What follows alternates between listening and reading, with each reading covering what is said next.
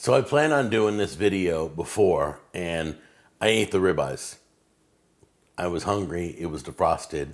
I cooked them real quick, and I ate them. So anyway, we're gonna be doing a test today.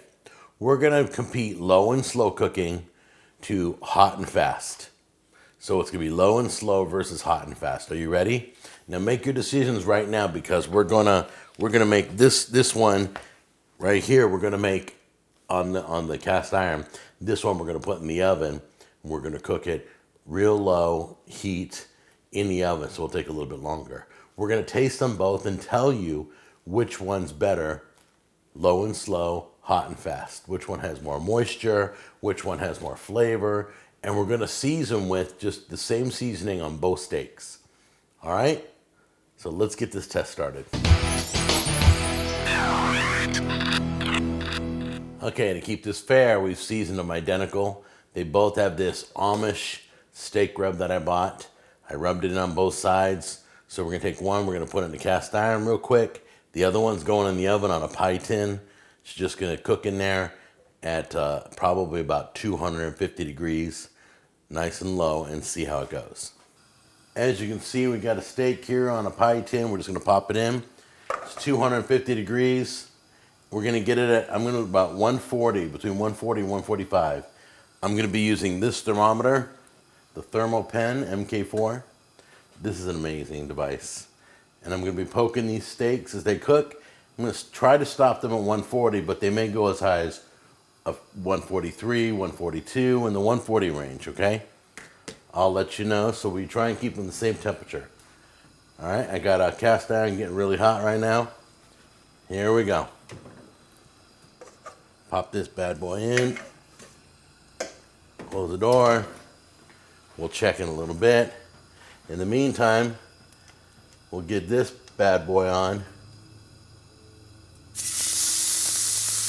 There we go. That's what I like to hear. That sizzle. So as you can see, it's getting all hot and smoky, and there should be a nice crust on this one.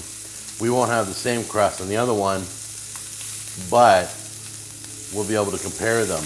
Now, if you're smoking low and slow, it's different. You'll get a somewhat of a bark, somewhat of a crust on the outside. We're gonna flip this over. Got a nice brown crust on this side. As you can probably hear in the background, I got my fan on because this always sets off the smoke alarms here in my kitchen. So there you go, make sure you got a fan for the kitchen.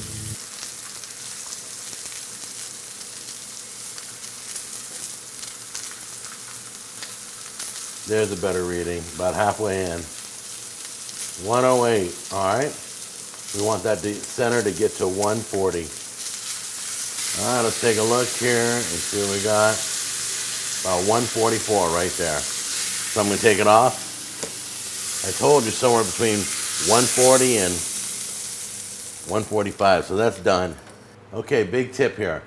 Once you take your steak out, I don't care if it's cooked in the kitchen, it's cooked on the smoker, the barbecue, wherever you cook it, you're gonna let it rest on a plate for approximately 15 to 30 minutes. More towards 15 minutes, but like if it's big, like a turkey or a brisket, that's a 30-minute set. Let's try it again with my bad hand holding the fork. Look, I did it. Nice. All right, let's take a look at that. Lay that up there.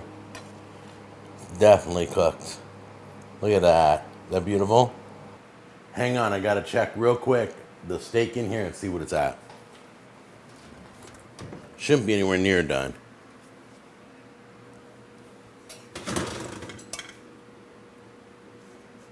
Yeah, it's like 102. That's what it's at right now, is 102. It's got a ways to go. Low and slow, that's what I say, right? We're gonna find out right now. This is hot and fast. That's at 145, about 144 exactly. Beautifully cooked, and it's dripping with juice. Good cut of meat. Broke down really easy. Very juicy. Very delicious. But I think low and slow is gonna beat this out. I'm not sure yet. So wait, give me a few minutes, and we'll pull it out at about 144 and check it out, okay? See you in a minute. And cut it.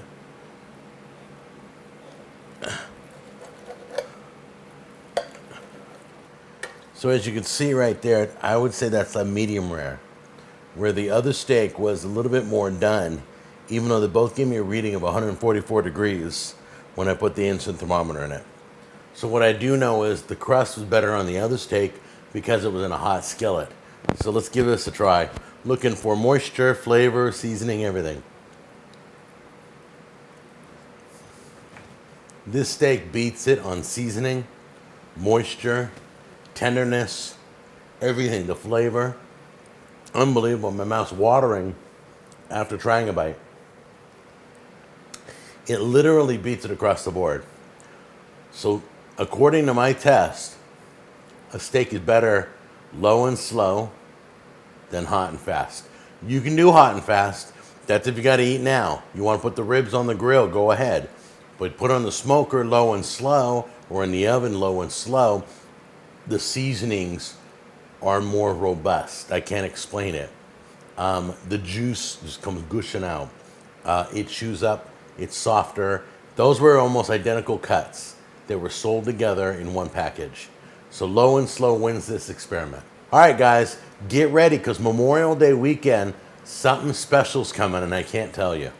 It's going to be like exciting. It probably be the best thing I've ever had on the show. So be ready for that.